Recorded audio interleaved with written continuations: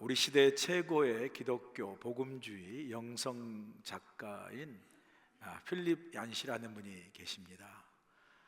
이분이 많은 좋은 책을 썼는데요, 저도 참 좋아하는 그러한 귀한 영성 작가신데, 그분이 교회에 관한 책을 썼습니다. 그렇게 길지 않은 책인데, 책 제목이 교회, 나의 사랑, 나의 고민이라는 책입니다. 그는 이 책에서 왜 자신이 교회를 떠났는지, 그리고 왜 다시 교회로 돌아왔는지, 그리고 돌아와서 어떻게 신앙의 의미를 다시 발견하고 다시 교회를 사랑하게 되었는지를 참 감동적으로 진솔하게 잘 그 책에서 그려내고 있습니다. 필립 얀시는 그 책에서 다시 돌아온 교회에서 신앙을 회복하고, 그리고 자신이 교회를 사랑할 수밖에 없는 운명을 가진 존재라는 것을 깨닫게 되었다라고 고백을 합니다. 여러분, 교회가 무엇입니까? 특별히 믿는 우리에게 교회는 어떤 곳입니까? 여러분, 특별히 믿는 우리에게 교회는 우리 자신입니다. 우리 자신이 교회예요. 그러므로 우리가 우리 자신을 떠나 살 수 없듯이 우리는요, 교회를 떠나서는 살 수 없습니다. 아멘이시죠? 네. 교회는 우리 자신이고, 그래서 때로는 우리 고민이기도 하지만, 그래도 궁극적으로 교회는 우리의 사랑이고, 우리의 기쁨이고, 우리의 희망이고, 우리의 데스티니, 우리의 운명입니다. 믿는 우리에게 교회란 우리의 데스티니, 우리의 운명이라는 말이 참 무겁게 다가오지 않습니까? 교회와 우리는 운명 공동체라는 거예요. 운명 공동체가 뭡니까? 함께 살고 함께 죽는 것이 운명 공동체 관계입니다. 우리가 교회와 운명 공동체라면, 교회가 살면 우리도 살고, 교회가 죽으면 우리도 죽습니다. 교회가 부흥하면 우리도 부흥하고, 교회가 쇠퇴하면 우리도 쇠퇴합니다. 교회가 행복하면 우리도 행복하고, 교회가 불행하면 우리도 불행합니다. 이런 교회와의 운명적 관계를 가진 우리는요, 그래서 우리가 살기 위해서, 우리가 부흥하기 위해서, 우리 인생이 행복하기 위해서 우리는요, 우리가 몸담고 있는 교회를 우리는 살려야 하고, 그 교회를 우리가 부흥해야 하고, 그 교회를 행복한 교회로 만들어야 될 사명이 그래서 우리에게 있습니다.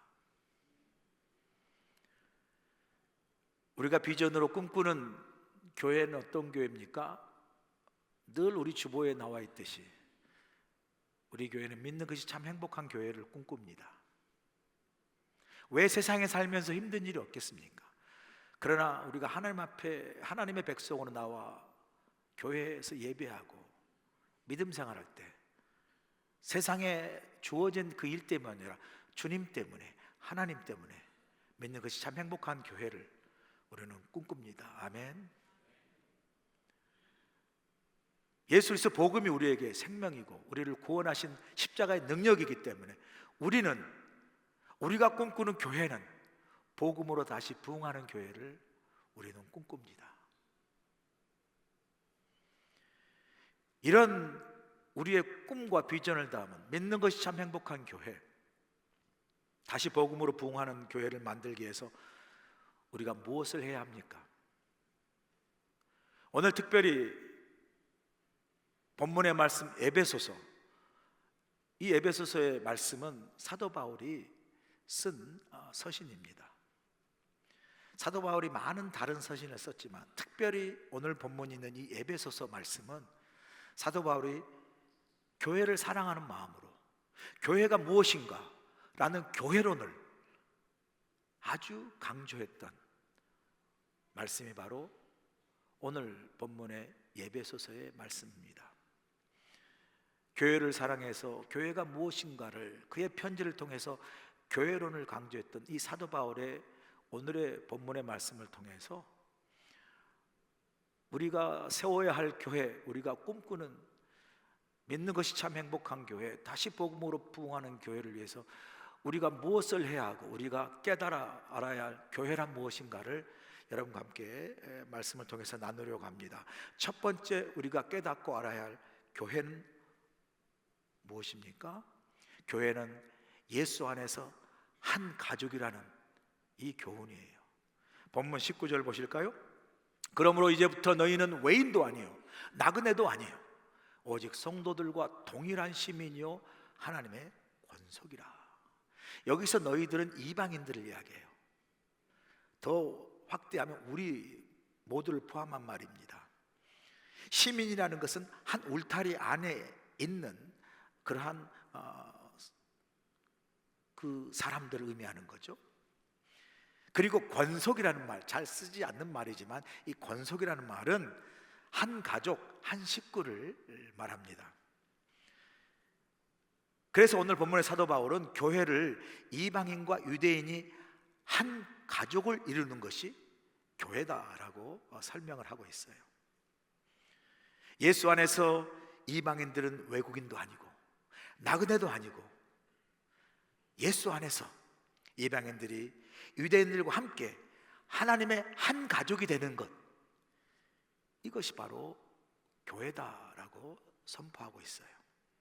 그런데 여러분, 우리가 잊지 말아야 될 것은 원래 문화적으로나 종교적으로나 율법적으로나 이방인과 유대인들이 전혀 함께할 수 없는 그러한 존재들입니다. 이방인과 유대인이 전혀 한 가족을 이룰 수 없는 그러한 전혀 다른 그러한 민족들입니다.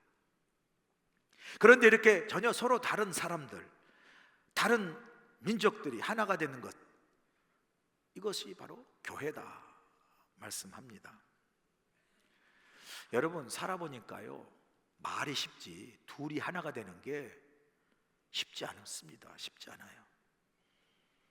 저는 남녀가 사랑에 서로 만나 결혼하고 함께 살면 저절로 하나가 되는 줄 알았어요. 그런데 한 지붕에 같이 사는 부부도 하나가 되는 게 쉽지 않습니다. 물론 신혼 초에는 정말 저는 하나인 줄 알았어요. 뭘 부탁해도 다 들어줘요. 밥도 해주고 물도 갖다 주고 빨래도 해줬는데 지금 그런 말 했다가는 알아서 해, 당신은 손도 없어 발도 없어, 그냥 바로 구박을 받습니다. 와, 천사 같은 아내가 전사가 됐어요. 전사. 더 이상 천사가 아니에요. 싸울 때요, 제가 한마디 하면요 10마디 합니다. 제가 소총으로 탕탕 쏘면요 기관총으로 갈겨버려요. 그냥 무서워요. 무서워요. 그러면서 꼭 한마디 덧붙입니다. 뭐라고 하는지 아세요? 이제 옛날의 내가 아니야, 그렇게 이야기해요. 근데 저는 옛날 사람이 그립습니다. 그때는 봐줬는데 지금은 안 봐준대요. 그래서 여자는 나이 들수록 남성 호르몬이 많아지고 남자는 점점 여성 호르몬이 많아져가지고 괜히 슬퍼지고 눈물만 나요. 제가 이러고 삽니다. 그래서 깨달아요. 우리는 하나가 아니라 남남이구나. 우리 두 딸만 하나인 것 같아요. 그리고 LA 두고 온 강아지만 저하고 하나가 돼요. 언제나 변함없이 저를 사랑해줘요. 가끔 강아지가 보고 싶어요. 그래서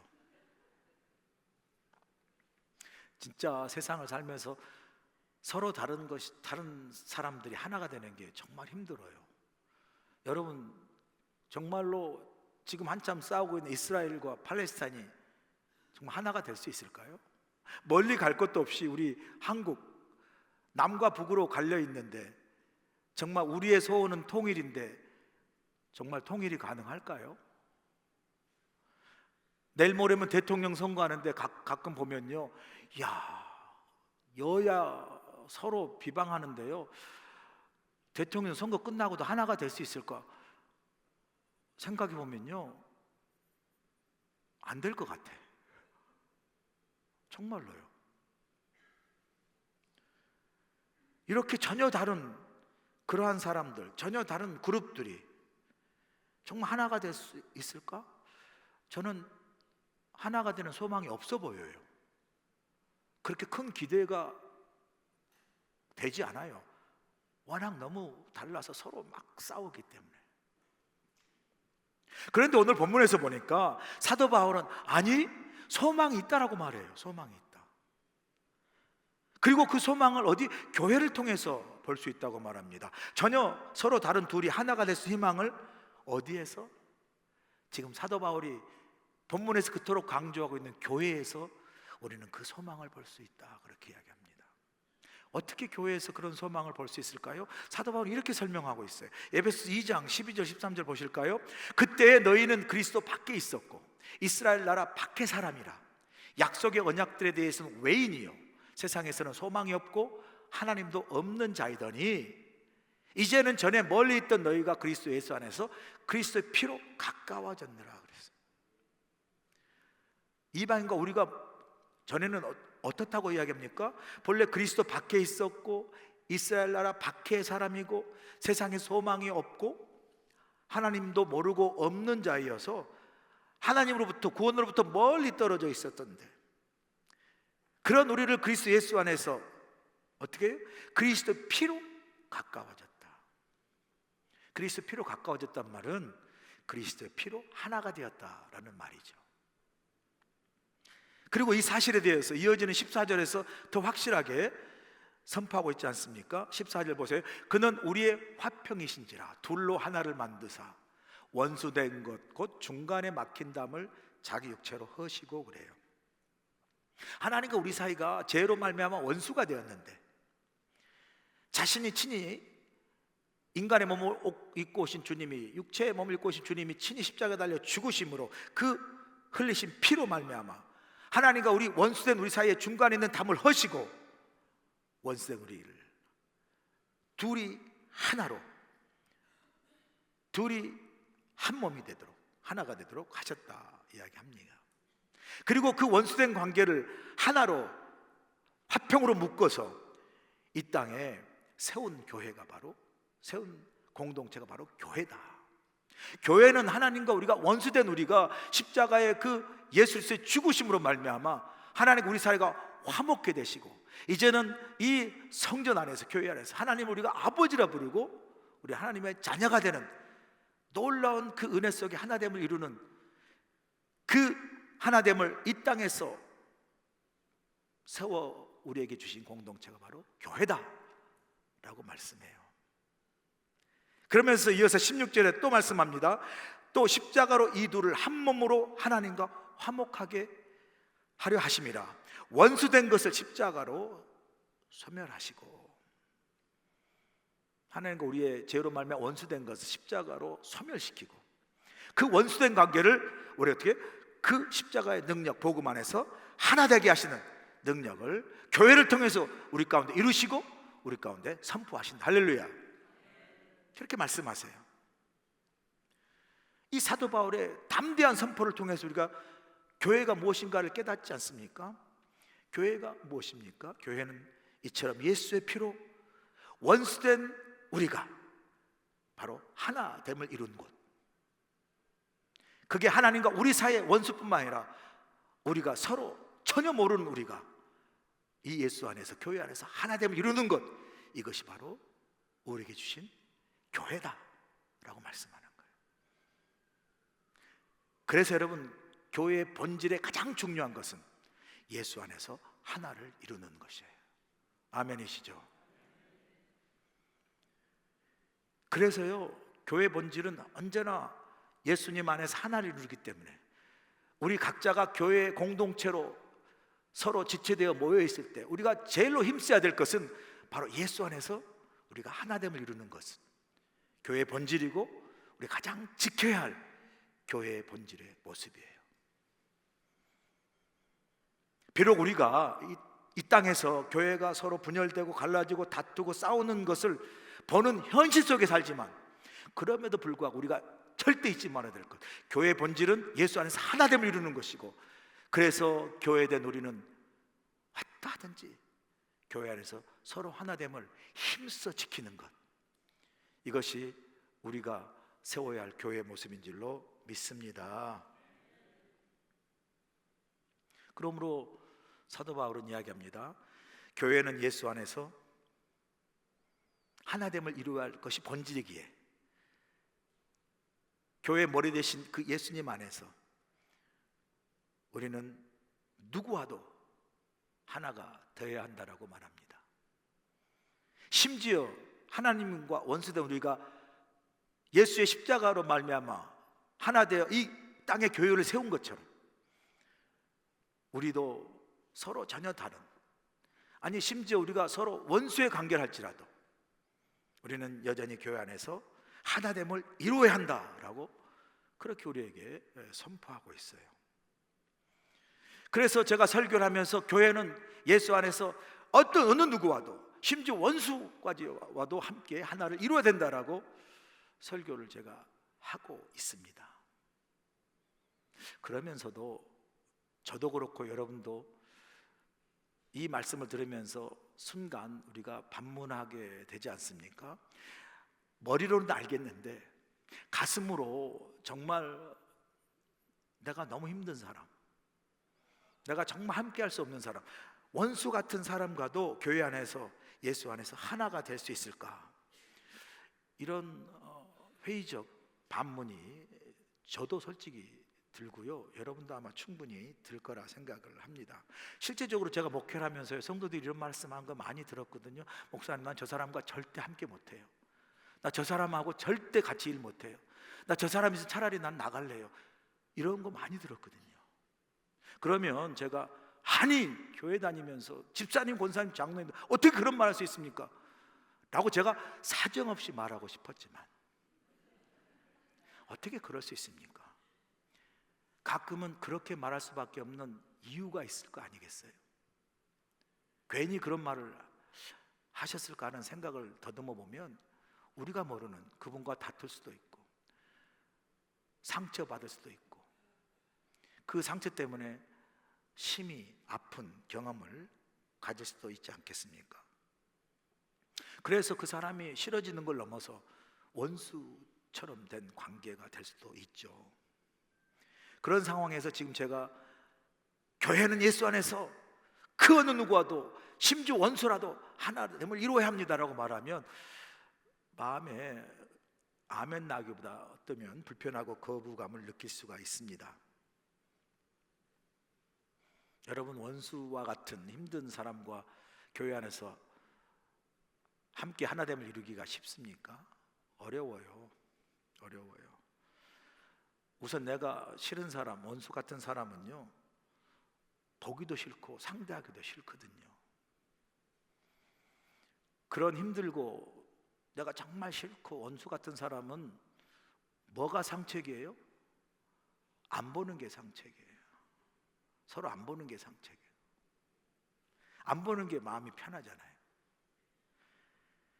그래서 원수와 예수 안에서 교회에 하나가 된다, 알겠는데요, 어렵습니다. 제가 그래서 설교하기도 힘들어요. 그러면 설교하면서 제가 고민했어요. 그럼 어떻게 하란 말인가?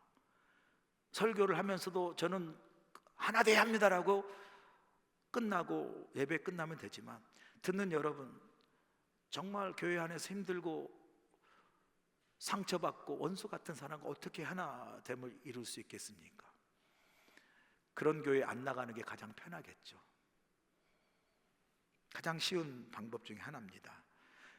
그거 말고 그래도 함께 교회를 이루어 가야 한다면 어떻게 해야 하는,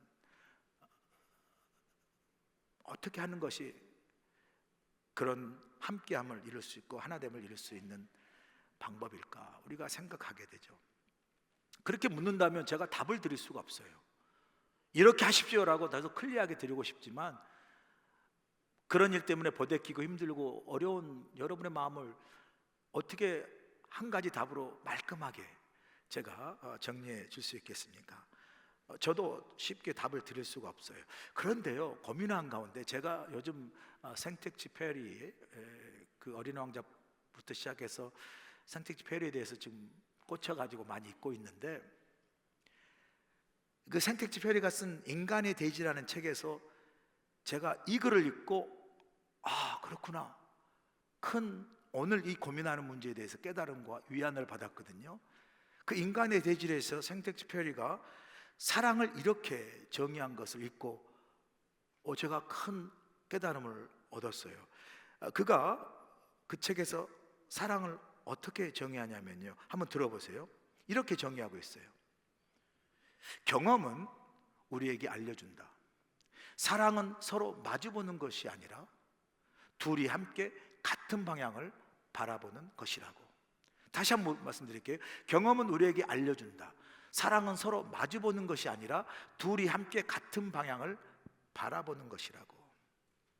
제가 이 글을 읽고 참 큰 깨달음과 위안을 받은 것이, 사랑하는 것이 서로 마주보는 것이 아니라 둘이 함께 같은 방향을 바라보는 것이 만약 사랑의 정의라면, 그러면 여기에 한 줄기 빛이 있더라고요. 그렇다면 정말 힘든 사람, 싫은 사람, 원수 같은 사람도 우리가 이런 방법으로 사랑할 수 있지 않을까? 힘들고 싫고 원수 같은 사람 서로 마주볼 필요 없이 이 정의대로 하면 그냥 싫어도 같은 공간에서 서로 한 방향, 같은 방향은 바라볼 수 있지 않을까? 그런 생각이 제게 들면서 제가 큰 위로를 받았습니다. 교회 안에서 나와 서로 달라서 함께하기 어려운 사람, 혹은 이런저런 상처로 싫고 마치 원수 같은 사람들도 그렇게 힘들고 어려운 원수 같은 사람 그냥 힘들게 서로 마주보지 말고 서로 있는 그 자리에서 예수 그리스도의 십자가만 바라볼 수 있다면, 같은 방향으로, 그러면 예수 안에서 하나가 될 수 있지 않을까? 사랑은 서로 마주보는 것이 아니라면 사랑은 굳이 하나로 통합되는 것보다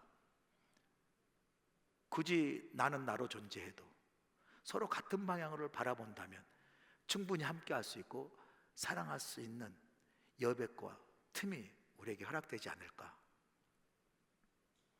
그런 생각을 하게 되면서 이 사랑에 대한 정의가 저에게 큰 깨달음을 줬습니다. 서로 사랑은 마주보는 것이 아니라 둘이 함께 같은 방향을 바라보는 것이다. 필립 얀시가요, 말씀드린 교회 나의 사랑 나의 고민이라는 책에서 자신이 실망했던 교회를 어떻게 다시 돌아와서 다시 교회를 향한 희망과 사랑을 회복했던 그 이유를 그 책에서 이렇게 설명하고 있어요. 한번 들어보세요. 어떻게 나는 교회 회의론자에서 옹호론자로, 구경꾼에서 참여자로 바뀌었을까? 나는 왜 교회에 대한 태도를 바꾸었을까? 바로 시간이 가면서 교회에서 무엇을 보아야 하는지를 배웠기 때문이다. 어렸을 때는 학교를 골라 다닐 수 없고 실상 교회도 내 선택의 소관이 아니었지만 나중에 성장해서 교회를 선택할 수 있는 그런 힘이 나에게 주어졌을 때 나는 차례로 이 교회 저 교회를 다녀보았다. 그 과정을 통해 바른 교회를 찾는 열쇠는 바로 내 안에 있음을 배웠다. 내 시각이 관건이었다. 교회를 대할 때 위를 바라보고 교회 구성원들을 바라보지 말아야 함을 깨달았다. 왜냐하면 인간은 결국 실수투성이의 흙에 불과하기 때문이다. 그러니 교회 안에서는 우리는 위를 바라보아야 한다. 위에 계신 하나님을 똑바로 쳐다보고 예수님의 십자가를 올려보며 그 위에서 내려오는 큰 은혜와 말씀에 흠뻑 젖지 않고는 결코 주의 곧 성도들을 돌아볼 수 없다는 것을 깨닫게 되었다. 교회를 겨우 참고 견디던 내가 교회를 사랑할 수 있게 된 것도 바로 이 새로운 시각 덕분이다. 여러분 이해가 되시나요? 교회 안에서 우리가 서로 우리 자신 사람을 바라보지 말라는 거예요. 정말 우리가 바라봐야 될 것은, 우리가 정말 가져야 하는 새로운 시각은 바로 위에 계신 하나님만 바라보고 예수 그리스도 십자가만 바라보라는 거예요. 우리는 위에서 주신 하나님의 은혜로 풍성히 채워지고 예수님 십자가 은혜로 흠뻑 젖은 후에 서로를 바라보라고 말합니다. 내가 하나님의 은혜로 예수 십자가로 풍성히 채워지고 젖어지지 않으면 다른 사람 보지 말라는 거예요. 흠뻑 은혜로 채워지고 적셔진 다음에 서로를 바라보라고 말합니다. 그래야 우리는 우리 눈이 아닌 예수님의 은혜 안에서 서로를 바라볼 수 있다고 말해요. 은혜의 눈으로 우리가 서로를 바라볼 때 우리의 힘과 우리의 능력이 아닌 예수 그리스도 은혜 안에서 우리는 한 몸을 이룬 한 가족이 될 수 있다고 말합니다. 내가 할 수 없는 힘든 사람, 싫은 사람, 원수 같은 사람을 굳이 우리가 서로 마주 볼 필요 없이, 볼 수 있다면 얼마나 좋겠습니까? 그러나 굳이 볼 필요 없이 하나님의 은혜 안에서 내가 있는 그 자리에서 바로 예수님의 십자가는 우리가 같은 방향으로 함께 바라보지 않겠습니까? 저기 저 코너에 김 집사님이 앉아 계세요. 저기 지금 저 끝에 박 집사님이 앉아 계세요. 서로 사이 안 좋아요. 내가 다 알아요. 얼마나 다행이에요. 가운데 줄이 딱 있어가지고 나눠주니. 안 그러면 어떻게 해요? 우리 교회는 참 좋아요. 문도 많아. 문 하나면 굳이 글로 가야 되는데 다 사방으로 빠질 수가 있어. 참 좋은 교회예요. 할렐루야, 아멘. 참 좋은 교회예요. 그렇게 앉은 자리 달라. 굳이 서로 바라보지 않아도 그 자리에서 우리가 같은 방향으로 이 십자가를 바라볼 수 있다면 우리가 서로 그리스도와 예수 안에서 하나 되고 바라봄으로 우리가 힘들지만 함께 사랑할 수 있지 않겠습니까? 아멘이시죠? 사랑하는 여러분, 왜 힘든 사람이 없겠어요? 그래도 그 사람보다 그렇게 서로 마주보면 힘들어 막 속앓이하지 마시고 있는 그 자리에서 위를, 그리고 그 자리에서 주신 하나님의 은혜와 십자가의 귀한 은혜로 여러분 풍성히 채워지고 젖어주셔서 여러분의 눈이 아닌 그리스도의 은혜 안에서 우리가 조금씩 한 발자국 더 가까이 서로를 바라보지 않고 주님을 바라보면서 가까이 오다 보면 우리가 하나 되고 한 마음으로 교회를 세워갈 수 있지 않겠습니까? 그런 귀한 은혜가 있기를 주여 간절히 축원합니다. 두 번째 주시는 교훈은, 교회는 바로 예수 안에서 서로 다듬어지고 연결되어야 한다는 거예요. 본문 20절 21절 보실까요? 너희는 사도들과 선지자들의 터 위에 세우심을 입은 자라. 그리스도 예수께서 친히 모퉁이 돌이 되셨느니라 그래요.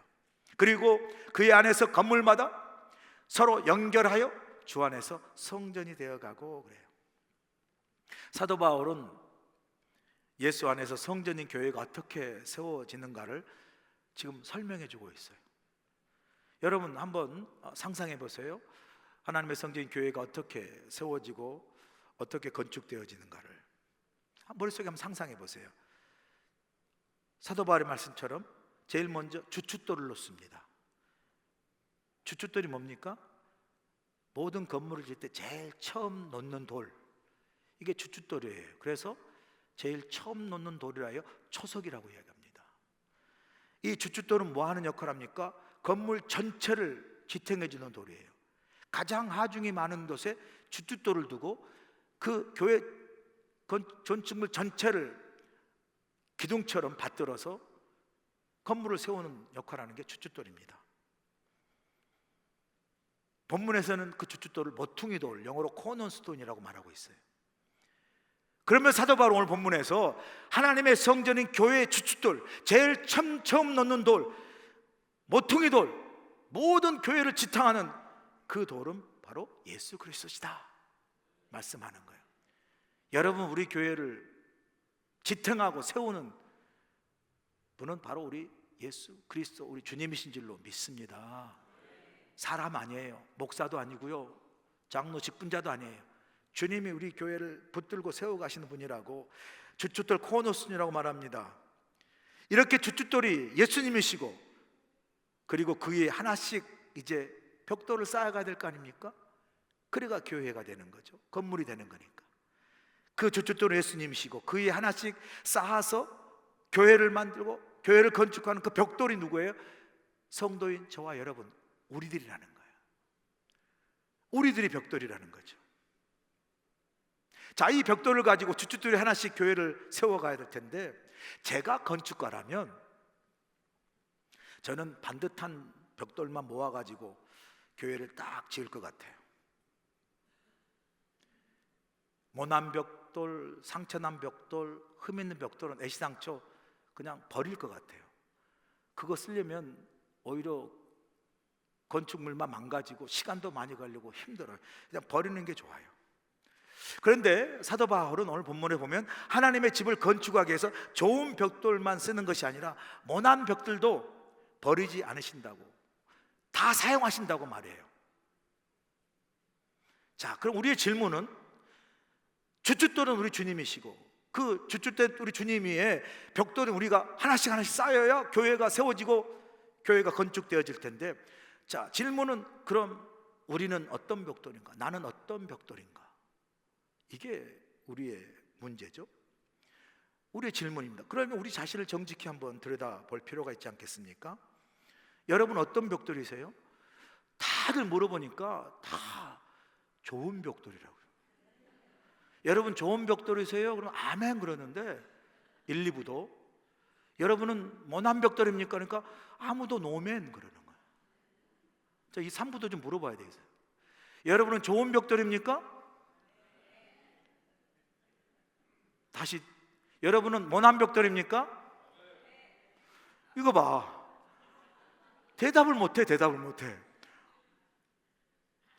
여러분, 우리는 다 좋은 벽돌이라고 말하고 싶지만 솔직히 말해서 말씀드리면 우리는 대부분 다 모난 벽돌이에요. 모난 벽돌. 모난 것도 보통 모난 게 아니어가지고요, 어찌나 제각기든지 참 그 모난 벽돌로 건축하기가 어려운 벽돌들이라니까요.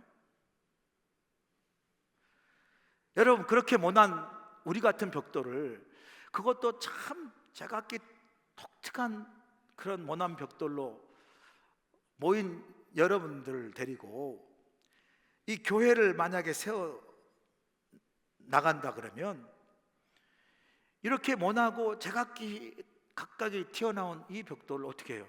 그냥은 못 짓죠. 어떻게 해요? 깎아서 다듬고, 그래서 맞추고 연결해야 세워지지 않겠습니까? 제가 저희 아버님 목회할 때 성전을 지은, 시골에 성전을 지을 때 봤거든요. 그러면 이제 뭐 이렇게 땅을 파고 벽돌을 하나 세울 때 이제 시멘트 바르고 그 위에 벽돌 놓고 또 맞추고 쭉쭉 하는 거 연결해서 봤거든요. 근데 보니까 그 좋은 벽돌은 그냥 놓으면 되는데 꼭 거기 튀어나와 가지고 그냥 이렇게 흠이 나고 뭐가 나고 튀어나온 벽돌은 그 시멘트 바른 그걸로 탁탁탁탁탁 쳐서 그렇게 붙여서 교회 짓더라고요. 그거 보셨죠, 여러분? 나 힘들어, 다 서울에서만 살았나 봐. 시골에서 교회 질 때 그렇게 하세요. 탁탁 쳐서. 근데 가만 보니까 그냥 잘 반듯한 벽돌은 그냥 쌓으면 되는데, 그렇게 뭐가 나서 튀어나온 그런 벽돌을 치는데 수고가 많이 들어가더라고. 건축가 애써야 돼요. 그리고 다시 맞추고 안 되면 또 치고. 그래서 쌓아가는 거 봤거든요. 와, 건축가가 참 수고해야 되고요. 또 뒤집어 보면 벽돌로 입장에서 보면 그 좀 붙여서 대충 쓰면 될 것 같은데 탁탁탁 잘라서 치니 그것도 얼마나 불편하겠어요. 얼마나 괴롭겠어요. 여러분, 그래서요, 교회 다녀서 함께 신앙생활을 하면요, 교회 오면 다 천사들만 있는 줄 알아. 교회 오면 다 즐거울 줄 알았는데 교회 다니면요, 아예 안 다닐 때보다 다니면서 힘들고 괴로울 때가 더 많아요. 왜요? 탁탁 치고 부딪히고 연결해서 교회를 지어가야 되기 때문에. 나 혼자면 뭐 신간 편하죠. 근데 이게 쳐가면서 지어가니 교회 다니다 오히려 더 불편하고 힘들 때가 많아요. 그래도 우리가 대부분 제각기 모난 벽돌에게 그걸 다듬어서 서로 쌓아가면서 연결의 교회를 세워가야 되기 때문에 그 과정을 피할 수가 없어요. 다듬어지고 깎이는 과정이 필요하잖아요. 그래서 내 튀어나온 부분과 옆 사람의 모난 부분이 맞춰지기 위해서는 나도 옆 사람도 깎여야 되는 거예요. 다듬어져야 되는 거예요. 그걸 우리가 누가 부인하겠습니까? 다 필요합니다, 목사님. 맞아요. 하는데 문제가 뭔지 아세요? 문제가 이게 문제예요. 문제는 그런 상황에서 항상 내가 깎이는 것보다 다른 돌이 깎이고 다듬어져서 내게 맞춰주기를 원해요. 우리가 다. 이게 문제야. 나는 아주 반듯한 돌인데 저 돌이 깎여서 내게 맞춰져야 이게 된다라고 다 생각을 해요. 그래서 불평하고 원망할 때가 많아요. 이 목사님 어떻게 저런 사람하고 나 같이 못해요? 저런 사람 함께 할 수 없어요. 저런 사람하고 도저히 같이 있을 수 없어. 이런다고요. 그래서 저 사람이 깎여져야 된다고 생각해요. 또 혹시 때때로 분명히 저 사람이 깎여지고 다듬어져야 되는데 가만 보면 하나님께서 나를 깎고 막 나를 치시고 다듬으신 것 같은 그런 느낌이 있어요. 정작 다듬고 치고 깎여야 될 사람은 저 사람인데, 그러면 우리가 하나님 입장에서 하나님 저 사람이 더 문제인데 왜 나를 깎고 다듬으세요? 우리가 불평일 수가 있지 않겠어요? 그럴 때 여러분 불평하고 억울한 생각하지 마시고 이렇게 생각하시면 좋을 것 같아요. 그게 뭐냐면요, 저 사람을 하나님이 깎고 다듬으셔야 될 텐데 저 사람을 깎고 다듬으려 보니까 저 사람이 약해서 깨져버려, 부서져 버려. 그러니까 저 사람이 다루다가 깨지기보다 튼튼하고 강한 나를 깎는 것이 훨씬 나아서 하나님이 때때로 나를 깎을 때가 있어요. 그래서 여러분, 저 사람이 깨지기보다 튼튼한 나를 다듬어서 하나님이 짓기 원하실 때는 나를 다듬었다라는 생각으로 손길을 받아들이면 그 손길이 은혜가 되고요, 그걸 통해서 여러분의 믿음과 은혜가 확 성장합니다. 할렐루야. 제가 가끔 교회 설교할 때도요, 어떤 사람 예를 듭니다. 권사님, 권사님이 그러지 않았습니까? 할 때요, 제가 아무나 하는 거 아니에요. 제가 그랬다가 시험 들고 교회 안 나올 사람 안 합니다. 제가 그런 말 해도 잘 견딜만 한 사람을 골라서 해요, 여러분. 왜요? 그렇게 해도 안 깨지니까, 안 부서지니까. 혹시 여러분을 더 많이 하나님이 다듬으시고 그래서 억울한 생각이 드세요? 하나님께서 사람이 깨지는 것보다 튼튼한 나를 깎으시구나 라는 마음으로 하나님의 은혜에 다듬으신 손길을 잘 믿음으로 받기를 주여 간절히 축원합니다. 혹시 모난 사람이 있어가지고 힘들어서 어려울 때 그 내 옆에 모나고 튀어나온 사람 째려보지 마세요. 그 힘들고 모난 사람 내 옆에 붙여놓으신 건 하나님이세요. 그러니까 째려보시려면 하나님을 째려보셔야 돼. 근데 하나님 째려보시기 힘드시면 그냥 받으세요. 그냥 받으세요. 저 사람이 안 바뀌어지면요, 그 옆에 난 모난 것 때문에 내가 진주가 돼요. 진주가. 내 믿음이 아름다워지고 성숙하고 성장해지는 거라니까요.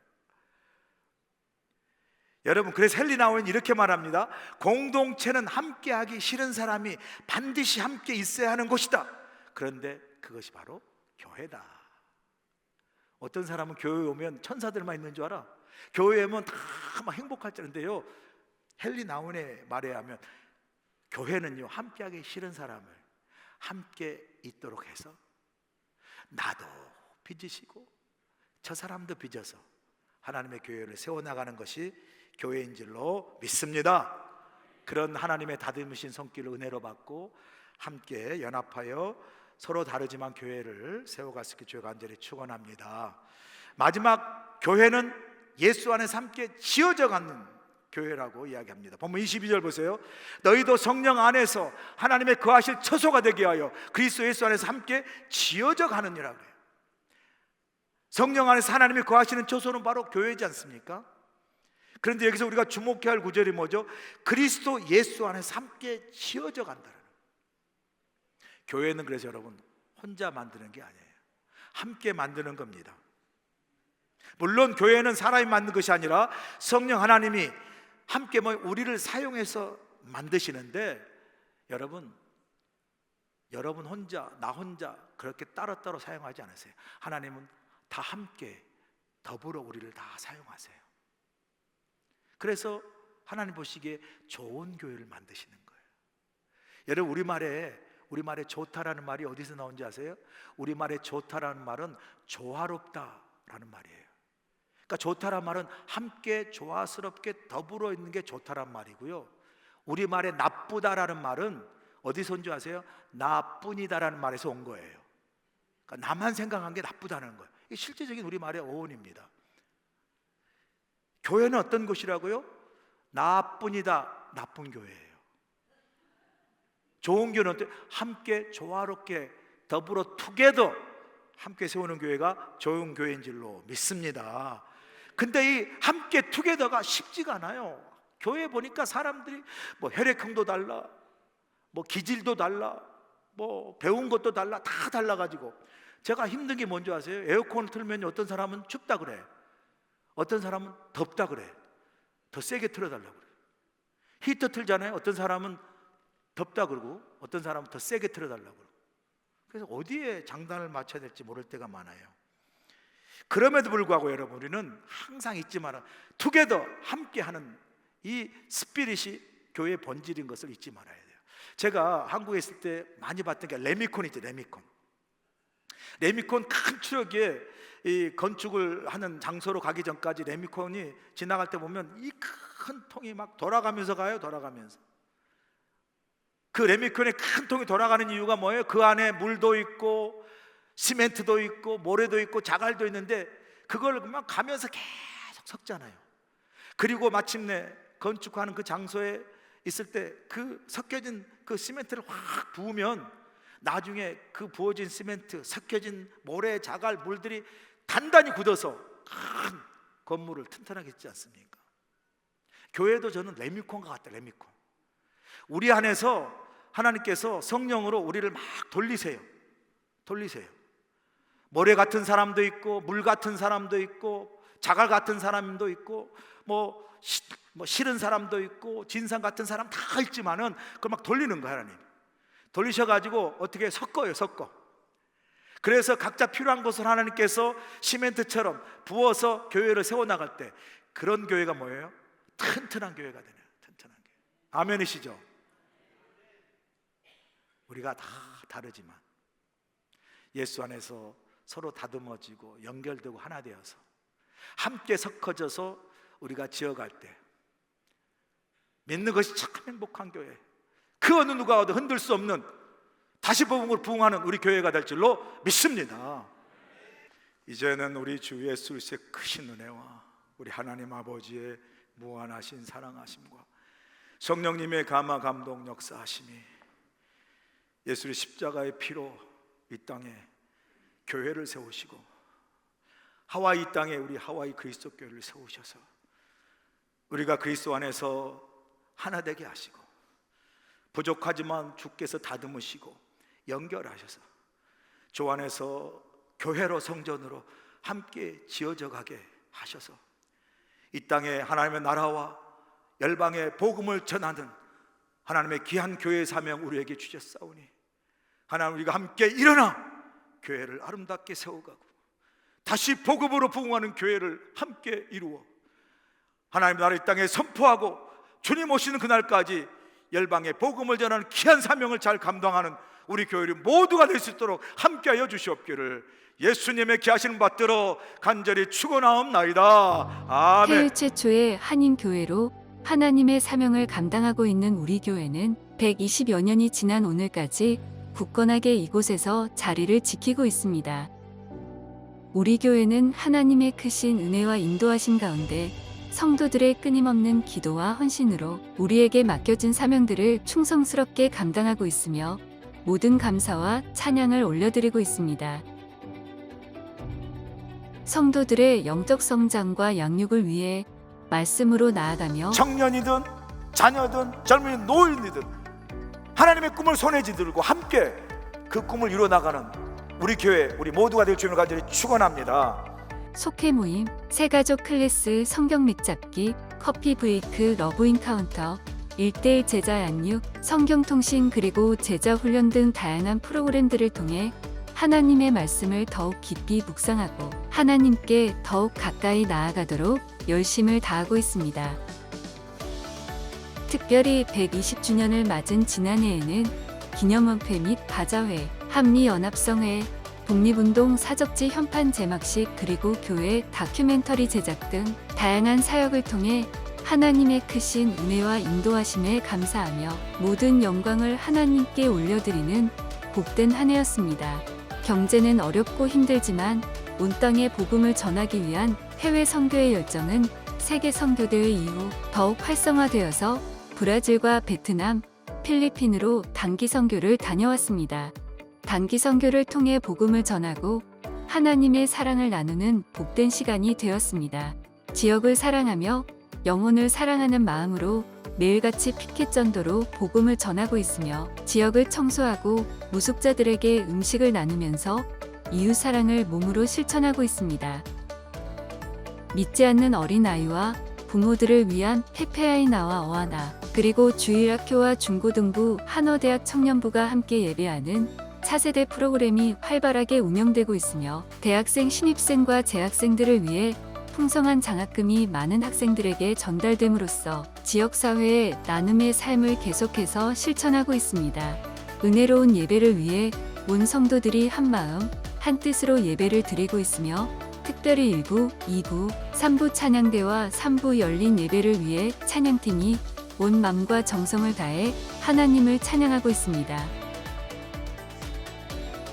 다가올 10년으로 미래의 100년을 준비한다는 캐치프레이즈로 부흥 2030 비전을 선포하고 미래를 준비하는 마음으로 온 성도가 복음으로 변화되어 하와이왕 열방에 복음을 전하기 위해 선교적 교회로서의 사명을 다할 것입니다.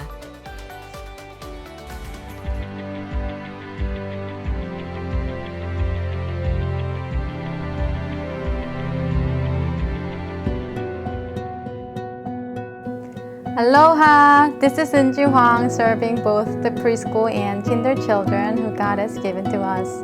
We raise our children with the love of God along with wonderful teachers. We're sharing the gospel in various ways so that our children can easily learn the words of God. We are gladly serving our children so that they can experience joy, happiness, and God's love through our ministry. I hope to see you soon. Mahalo!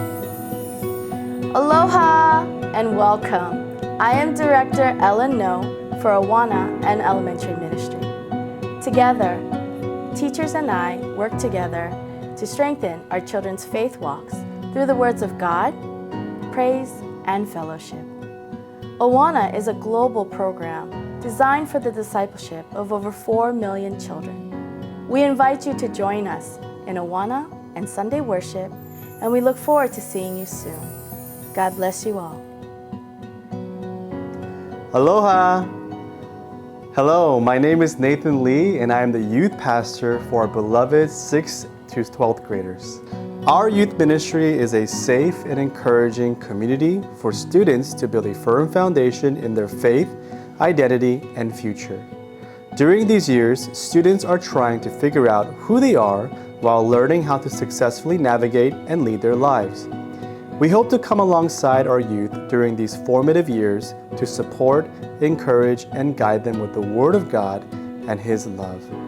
Our vision is to see a youth that is awakened to the reality of Jesus Christ and to live passionately for Him. Our aim is to see our students powerfully encounter God's love, to empower them to go all in for Jesus, and to prepare them to live out their faith with courage and boldness. Our prayer is that our students will discover their eternal security in the purpose and the hope of the gospel as they experience the living power of the Holy Spirit in their personal lives. Our weekly gatherings are Fridays at 6:30 p.m. and Sunday mornings at 9 a.m. and 11:15 a.m. We look forward to getting to know our next generation youth and serving them. Mahalo!